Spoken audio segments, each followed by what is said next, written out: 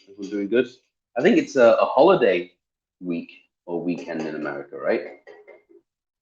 Yeah, it's Labor Day weekend.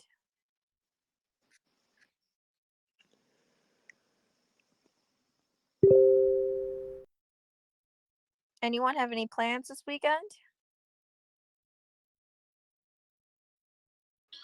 Hopefully buying a Lambo.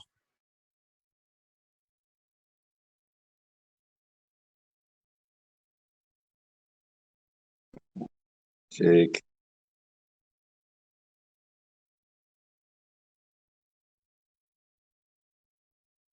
All right, I think we can jump in. All right, guys, nice one. Thanks for joining us for a bi-weekly call, I guess. Me and Connie have been discussing, we'll try and be a bit more regular with some updates and try and schedule these kind of group calls and give everyone more regular updates. Part of the issue is TAN's going through a quiet period, something to do with the S1 filing. We have to be very careful about what information we put out there. One of the reasons is we don't want to be accused of essentially priming the market. So that's why TAN's been a little bit more quiet, I should say, on Twitter. And it's one of the reasons why most of us have been a bit slack with releasing information. But yeah, there's nothing to worry about. Everything's fantastic. We've actually had some great, some amazing progress, actually. I think one of the shareholders kind of put it correctly in one of the comments that one of you guys said. There's all these amazing things going on, but for some reason, it's just not being picked up by journalists. You know, we signed an MOU with a bank in Vietnam to issue blockchain financial rails in the country, which is amazing. We're kind of working officially with one of the top, well, in my opinion, one of the most famous, one of the largest communities in the crypto space right now, working on their technology stack. And then we've finalized some US regulation partners. We've found like a more efficient trust partner in the US that can offer us a better tech stack. So the only thing we need to do now is build out the Vietnamese, legacy financial rails. And then once we can deploy, we can start issuing the financial rail. So we've also found out that, obviously we know that we're the first one in Vietnam, but there's two more regions that we've identified. One is Indonesia, the other one is Thailand. So essentially, once we get this Vietnamese framework down, we just copy and paste with a regulated partner on the ground, and then we can deploy very quickly to these regions. The Philippines already has a few. That was a key area that we're tagging, but it's not a problem. It doesn't really hinder progress. We're focusing on regions and countries that don't have these financial rails there first. Once we grow the community, then we can start to reduce fees, reduce the monetization in key regions that need it. And then that's how we can remain competitive with people that are already there.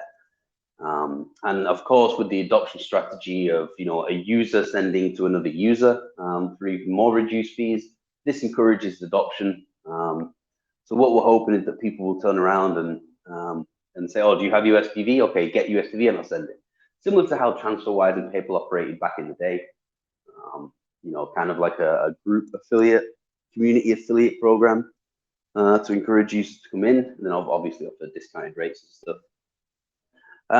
We've also had some new UI mockups for the platform. These probably won't be integrated. If you already have made an account, if you could send me a message so I can confirm, and then I'll just get some information from you so I can double check that it corresponds with the back end.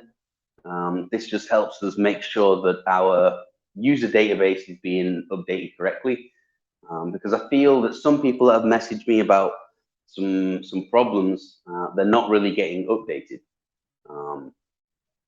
So yeah, if you've already made an account, please send me a message, and I'll just ask you a couple of questions, just to make sure that our user database is being updated correctly. So yeah, that's pretty much the main update. Can't really name names or anything right now. But I think one of the things me and Connie have been discussing this week in particular was getting this more into the hands of journalists. I do believe they had a call earlier today with a couple of crypto-specific journals. So it's going to be really interesting to see their opinion on it.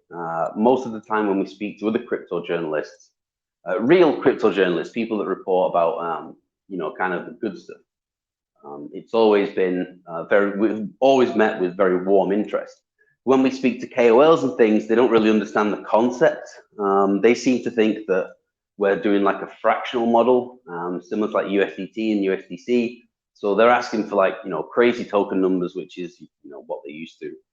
But honestly, most of them don't even have a clue what the technology in the space needs. They don't really understand about a lot of these projects. They just seem to have a lot of followers and they're just happy to shill stuff. So they're not really the kind of KOLs that we want to work with.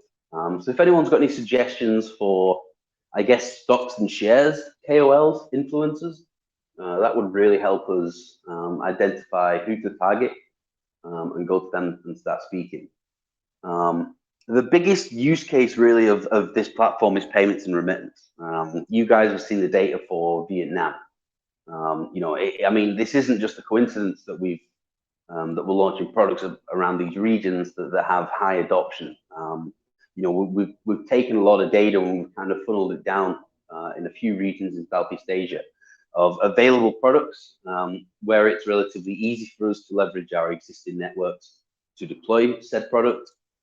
So I'm really looking forward to what the future holds, to be honest. I guess later this year, we'll probably be aiming to deploy in a second region before Q1. I'm not too sure whether that will be Indonesia or Thailand. But one of the other banking partners that we've been speaking to in Africa, they've actually just expanded to the Philippines right now. So they're definitely making a play for Southeast Asia, which shows that our partners are definitely coinciding with a lot of the goals that we're trying to achieve. So that's pretty exciting, to be honest. It seems that everyone's kind of got the same vision. We definitely want to provide financial services to a lot of people that are undeserved, and definitely not a focus on. We've noticed that there's a big, massive, huge wealth transference happening right now, thanks to the power of crypto and a lot of these DeFi projects. Speaking of DeFi, we actually spoke to someone who is offering to build us a decentralized exchange. It's not something that Vemanti can kind of operate with right now. But one thing that we've looked into is actually issuing a multi-dex. I mean, we were talking about this earlier in the year, and it didn't really seem feasible. But I think personally, leveraging the regulation status of Vemanti, it makes a lot of sense to issue a multi-dex.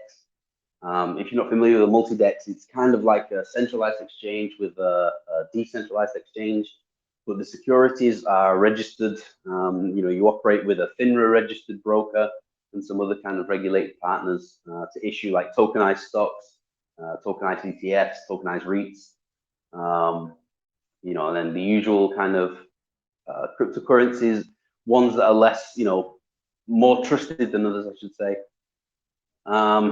But it's just, we don't really want to take focus away from USDV, but that's definitely an option of what we might look into. So yeah, does anyone have any questions?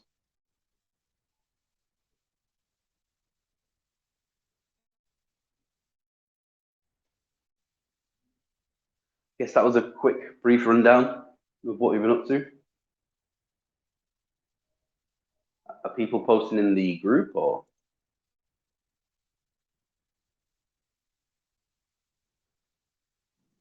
Looks like we have one question from Bill.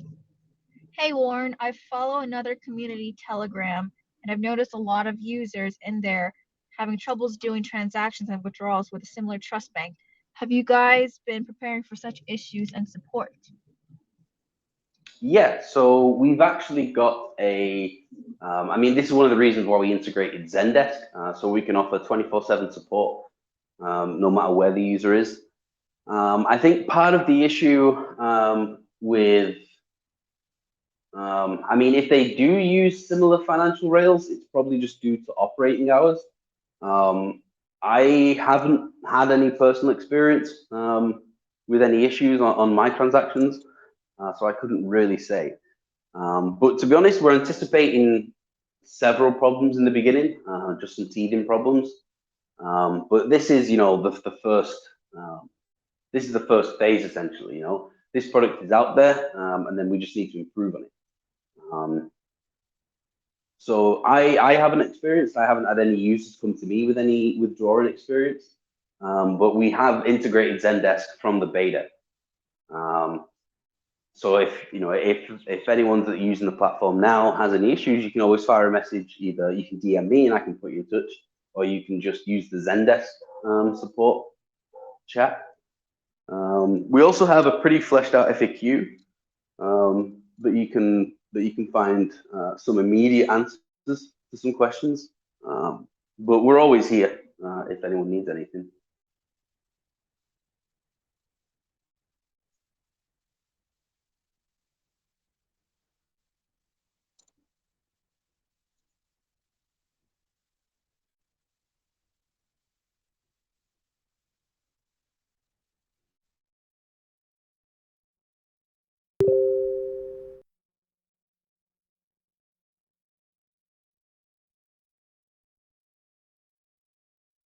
Anyone else?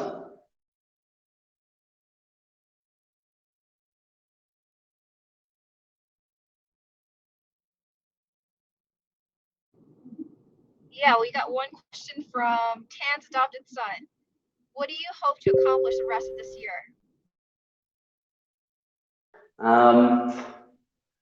So one would be exploring more partnerships that we can deploy USDV out. The second one would be issuing USDV on probably another one or two different protocols, which makes it easy for us to deploy and kind of get out into the infrastructure.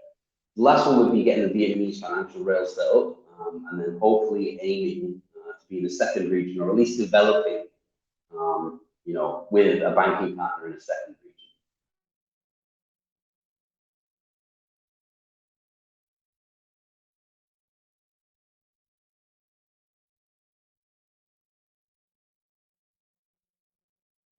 Personally, I'd like to see a bigger community as well.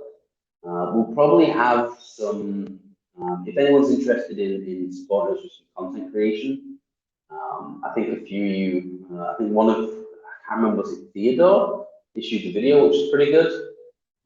We definitely want to try and leverage some of your skills. So, not just Theodore, but anyone out there that thinks they can support us with some content creation, that would be absolutely fantastic. So send me up on your message, and then we can take it from there really.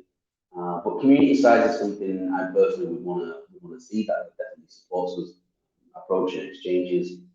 A couple of people asked me about the exchanges, and one of the things that was the issue was the community size.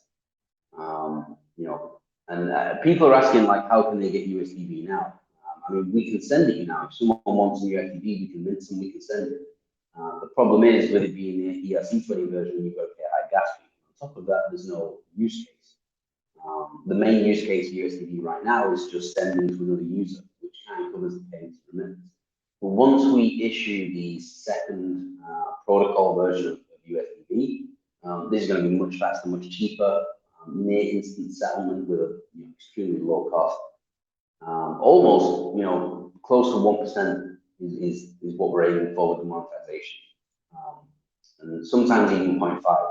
If you can get transfer remittance down to 50 bits, that makes us very, very extremely attractive to a lot of these competitors out there. Because you need to remember that we're not just targeting users here, but we're also approaching financial rails, MasterCard, Visa, TransferWise, Western Union, all these kind of places, and we're going to be offering them our financial rails. So when you're dealing with a capital constrained country like Vietnam, you're offering an extremely low cost channel in and out of the country. It's extremely attractive for a lot of these large companies to kind of take advantage of that, but already charge a very high monetization. Another thing that we need to consider is the can't remember where I was going there. I think I wanted to mention about the white paper. We've just got one of the latest version back from Frank. It's insane. Me and Mathew are just kind of adding a lot of the technical infrastructure to it now. So I'm pretty excited to release that relatively soon, to be honest. I think we're just waiting on the approval, really. You know, everything is just down to the approval of the legal counsel. But yeah, I'm really excited for the rest of the year. Oh, it's bad? Sorry, mate, 1 sec.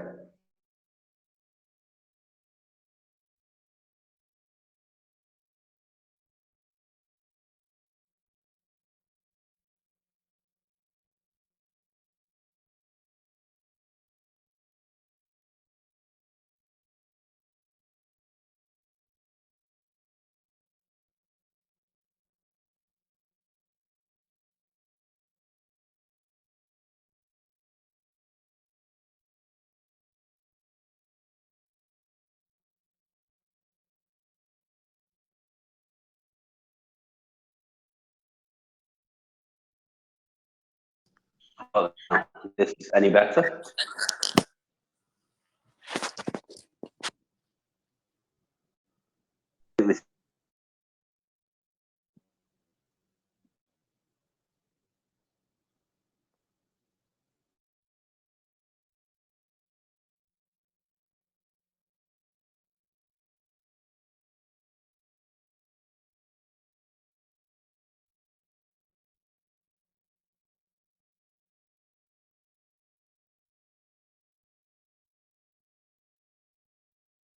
Test, test. How's the audio?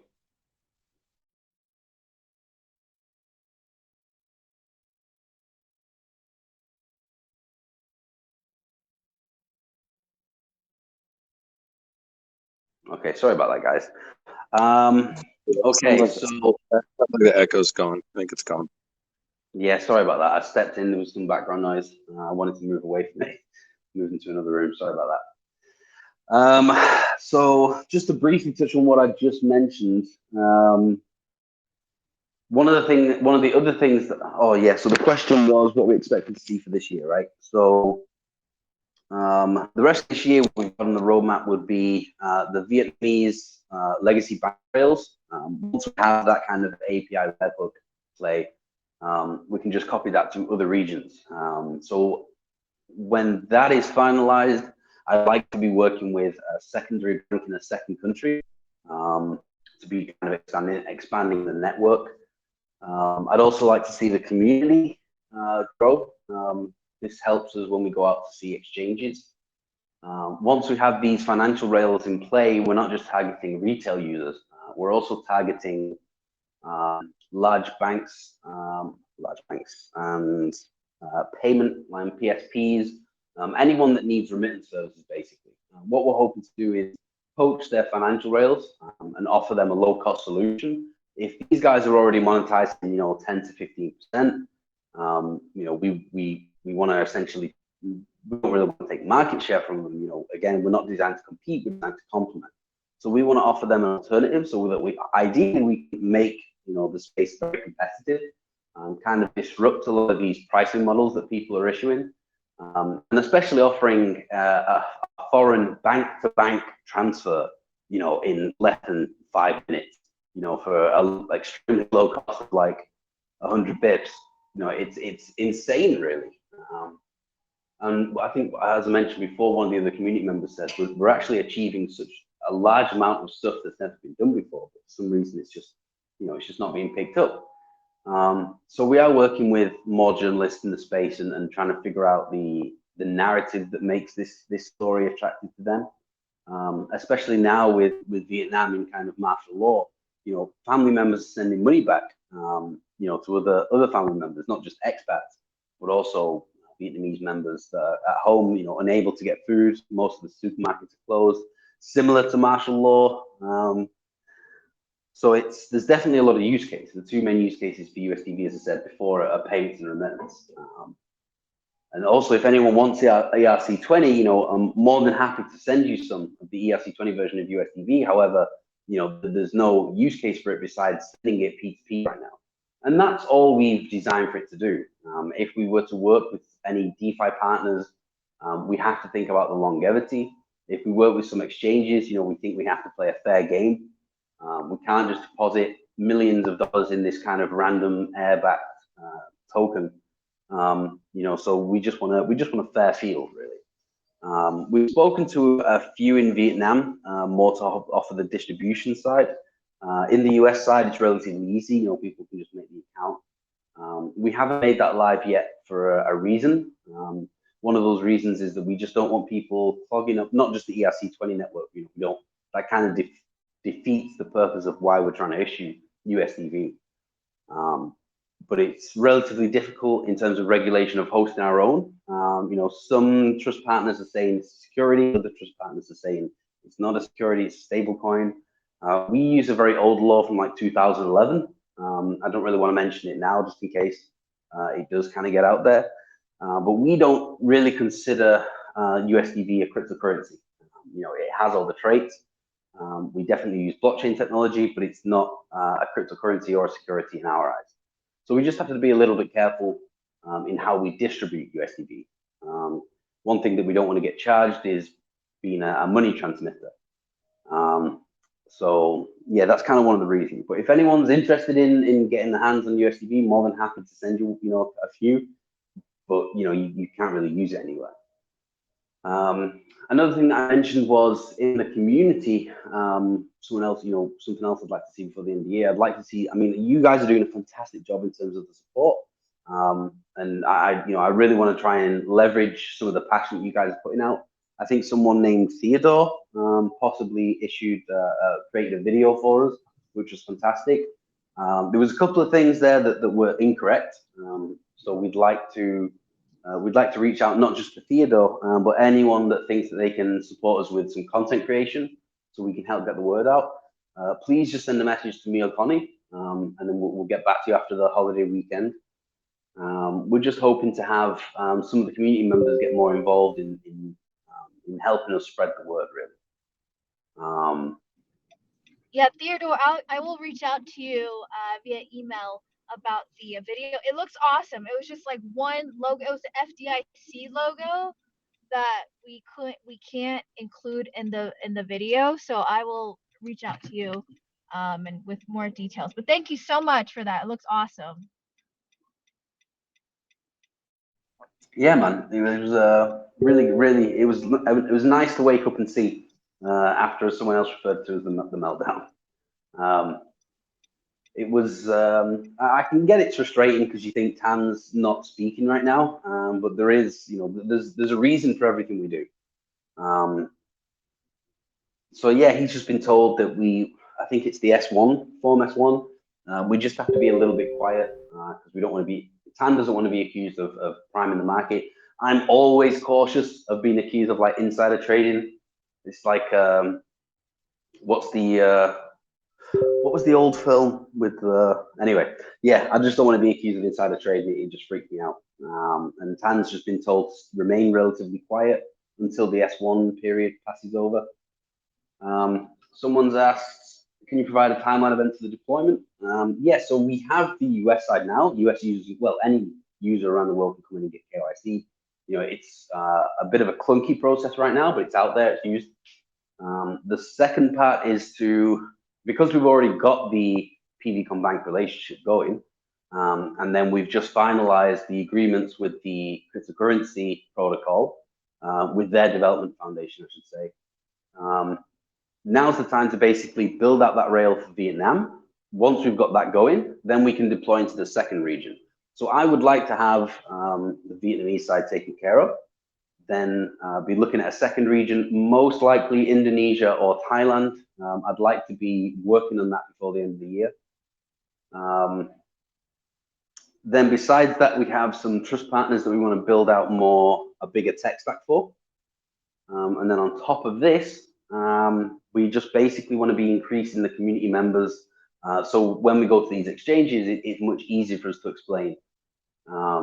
And ideally join. We've spoken to a few, but we think the fees are just ridiculous, what they're asking for. And on top of this, we also need a decent market maker. provider. We've identified 3. They're relatively expensive, and if we don't really have a strong use case of distribution, it doesn't really make a lot of sense to kind of deploy in an exchange, because we need to pay a market maker for each one. So there's a relatively high cost involved with exchanges. And to be honest, most of the transactions are either going to be off-chain with an internal ledger, or they're going to be remittance based, so it's sending to another user. But at the same time, it's still it's still kind of an internal ledger. So that's really the biggest drawbacks that we've got. I know you mentioned a partnership that was in the works when everyone was having a meltdown a week ago. Can you elaborate further? Yeah, I think I've touched on it, I think, earlier. We've actually got 2. Oh, we've got Fireblocks, by the way, now. Sorry, I didn't mention that. Yeah, we've got Fireblock support for USDV. So there's going to be a bit more progress in terms of the... but yeah, this is why I asked if anyone's already got an account, if you could send me a message, and I'll verify it with some ways that you're speaking to the right person. Please don't send any personal information to anyone that asks. I will grab an email and I will send all questions from an official Vemanti email. So please don't send any information, personal information over Telegram to anyone. I will never ask for your personal information over Telegram. I will do everything from a Vemanti.com email. But yeah, so we've got we've got a new US trust partner. We have Fireblock support. Part of that comes from the new trust partner. And then obviously this cryptocurrency protocol, one of the top 20, I believe. So, I mean, things are going fantastic, and we're definitely some of the first people to be doing stuff like this. A lot of projects out there claim to be, oh, we're bringing DeFi to CeFi, and they don't have any banking relationships. They don't have any regulated status, and it's very difficult for us to see how they're providing value.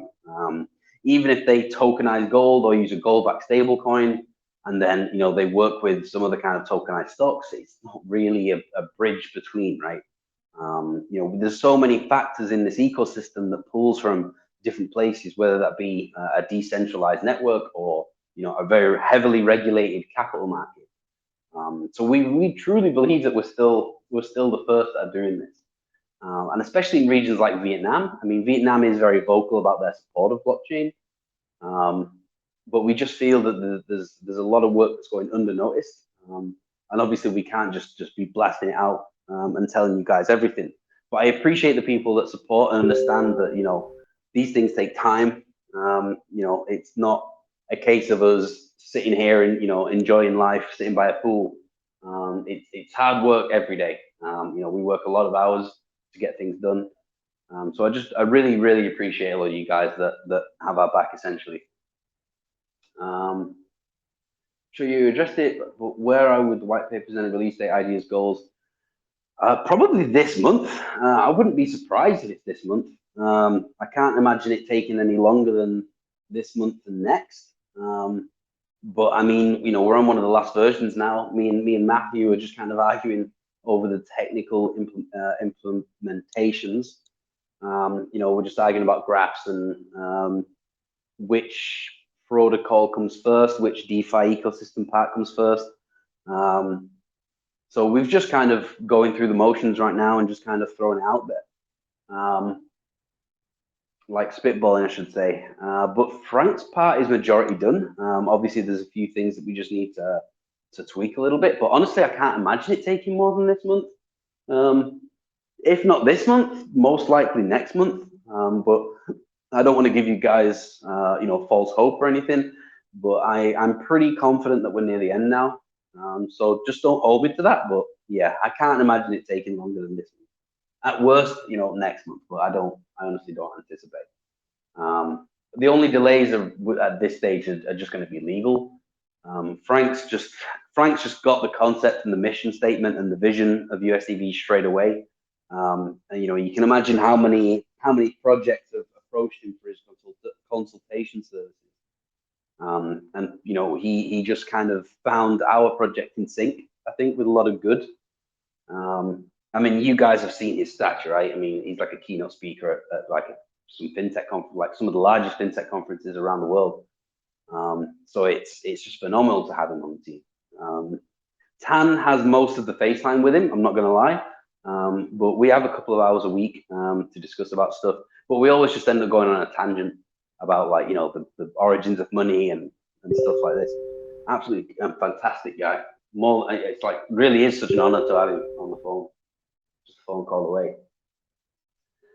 I think I heard capital raise mentioned. Maybe not your wheelhouse, Warren, but thought I'd ask when I'm remembering correctly. Yeah, so Tan's been told to stay quiet while we file an S1. We don't want to be accused of priming the market. There are some investors interested in USDV. You know, we just have to get the project to a certain stage, but we're not rushing it. We don't want to just deploy something out there that's, you know, going to take more time later on to fix. We want to ramp this up correctly. So as I said, once we deploy in Vietnam with the banking relationship, we want to not copy and paste, because obviously every legacy banking API and webhook play has its own kind of, you know, its own, I want to say language, but I don't actually mean technical language, like its own character, right? There's problems and issues with each one that's different. So not entirely copy and paste, but essentially copy and paste the model, the infrastructure model, to multiple regions very, very quickly. So once the team's more familiar with the way that we want the banking APIs and the webhooks to integrate with smart contracts that are being received in that country, because it's all about how it's received. It's not about how it's sent, right? Because to send is very easy. You can send USD to anywhere. It's very easy to send a push, but to pull is relatively difficult. So when someone sends, we essentially want a webhook to sling out, grab those smart contracts, pull them in, and then deploy a fiat currency. We don't know anyone that's doing a similar system. There may be some other people doing a system. To us, we find this very efficient, and it's extremely fast, extremely low cost. You know, it just depends on the network protocol. So if you're using Ethereum, obviously with all this NFT craziness, you know, the price of gas is, you know, really high, especially after this London fork. And you know, Ethereum 2 is coming, which is going to burn ETH. Value of ETH is going to go up. So it's, I mean, you know, they just need to increase their TPS right now. But basically, we intend to scale very, very quickly once this Vietnamese banking legacy webhook play is finished. Then we can just essentially move on to the other region. Most likely Indonesia or Thailand, just because we've got some good relationships there.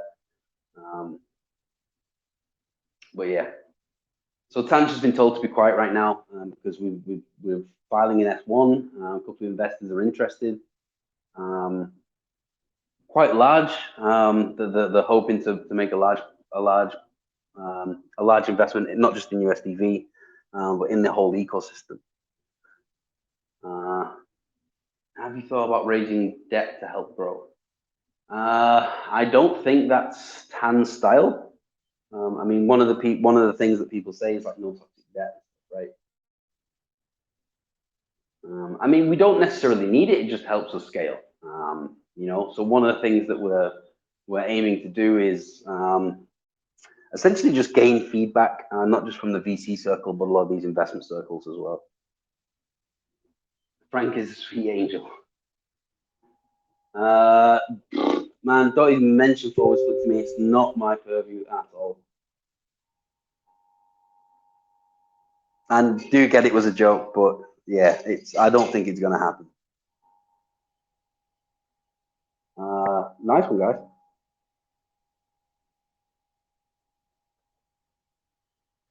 Also, we have an exciting announcement to make. So I would say next week, right, Warren? We are going to launch a new project, and it will, so we love the fact that so many of you are so eager to learn about, you know, crypto, stable coins, and all of this regulation. You know, you know, we've been in uncharted territory with all that we've accomplished so far with the company, and even what's ahead of us. And you know, we're learning as we're going along with all of you. So we thought that it would be a great idea to launch something like a podcast that would be where we would stream on YouTube, say about twice a month. And each week it would be a different topic, and we'll have a guest speaker, and you guys tuning in live will be able to, just like, these Telegram group chats, we get to submit your questions live and have our guest speaker answer them in real time. And I believe our first session, it's either going to be Mathew or Frank. That is yet to be confirmed. I know you guys haven't met Mathew yet or Frank, but you've heard so many great things from Warren. So we're very excited to introduce them to you guys. And yeah. Matt and Connie. If you guys want to, content, let us know what you want to learn more about. We're not going to try and treat this as like a basics podcast. It's more about industry space, a lot more about USDV and Vemanti, and hopefully get the word out there. We want to try and bring in some interesting guests. So obviously, as Connie mentioned, Frank and Matt are going to be interesting. Obviously, everything's a little bit busy right now with the white paper and stuff. And Matt's definitely helping us a lot in terms of the DeFi space that we want to enter into a more regulated space. So yeah, just let us know what you want to learn more about. And we'll mostly focused on not just crypto, but how finance, is working with crypto. I mean, if someone told me, a couple of years ago that we would have CBDCs come out, a lot of us thought it was inevitable. That's why we kind of got involved in the crypto space. But the space is moving extremely fast, much faster than we anticipated. So it's definitely an exciting time to be a part of this whole ecosystem, especially issuing a strong solution just as USDV. It's so disruptive. It's going to be exciting to see how a lot of these legacy banks will respond. But yeah, I'm really looking forward to it. Twice a month, we'll get the live stream set up and stuff. So yeah. And Jared, yes, Warren will be speaking on the Slap to Ask podcast. So we are scheduling that in the coming weeks. So that's also something else to look forward to. Yeah, I think we said mid to late September, possibly. Yeah. But if any After of you Labor guys, Day. if any of you guys want to tweet to influencers or KOLs that you think would coincide with what we're trying to achieve, feel free to bring them into the Telegram group, and then they can shoot a DM themselves. That would be fantastic. We've spoken to a few. Some of them, expect some crazy fees, and we're not trying to shill USDV. We want the adoption to come organically. That said, we're not adverse to kind of putting our name out there through different media publications and stuff. But if you guys know any KOLs that you can shoot the Telegram group link to, that would be fantastic. I think something else that I can't remember who it was, maybe Rich, mentioned that we can start putting some audio clips out on Twitter. That's definitely something that we're looking into. But yeah, guys, any other questions?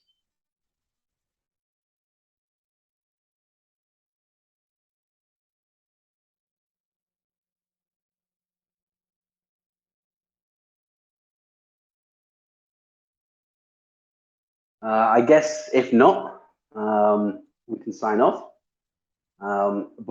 If you guys have any questions, just fire them in the group. I do try my best to read the majority of them. If you've got a specific question in mind, just tag me. If I don't respond in 12, 15 hours or something, just tag me again. It's not a problem. I honestly don't consider it harassment or anything. I just respond when I get a chance. It's crazy work hours right now, so I tend to sleep at odd hours. But it's going well. It's going fantastic. I mean, some of the things that we've achieved. The regulated status definitely helps. Our existing networks definitely help. But we're achieving a lot of stuff here that's not been done before. And a lot of projects claim to be doing, they don't. Also, if anyone's got any interest in the multi-debt concept, I'd love to hear from a shareholder perspective. I think that there's something there. You know, we just need to work with a FINRA registered broker, which we obviously know. But yeah, it's just a little bit unsure now about if the role it would play in the DeFi ecosystem. And personally, I don't think it's something that Vemanti could get involved in, but it's definitely something that we can make an acquiring stake in the company that operates it. I mean, personally, I can see the value, but from a regulator perspective, you know, it's all about distribution and sale of securities, and you know, it just becomes a tricky minefield. But I think multi-dexes are going to be the new kind of forefront. You know, a mix between a centralized and a decentralized exchange is definitely interesting. But yeah, is there an estimated date for the S1 period to be completed? I'm not too sure. I honestly couldn't tell you anything about that. I don't know how long these things usually take. I mean, off the top of my head, maybe somewhere along the same timeline as an S10. But honestly, I have no idea. I can't imagine it being more than a few weeks. But yeah, just wanted to give you guys an explanation as to why you think Tan's been on the back burner. It's just because he's been instructed to kind of stay quiet just while this thing is wrapped up.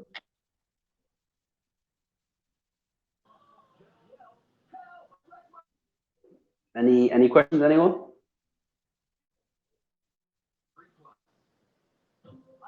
Alrighty.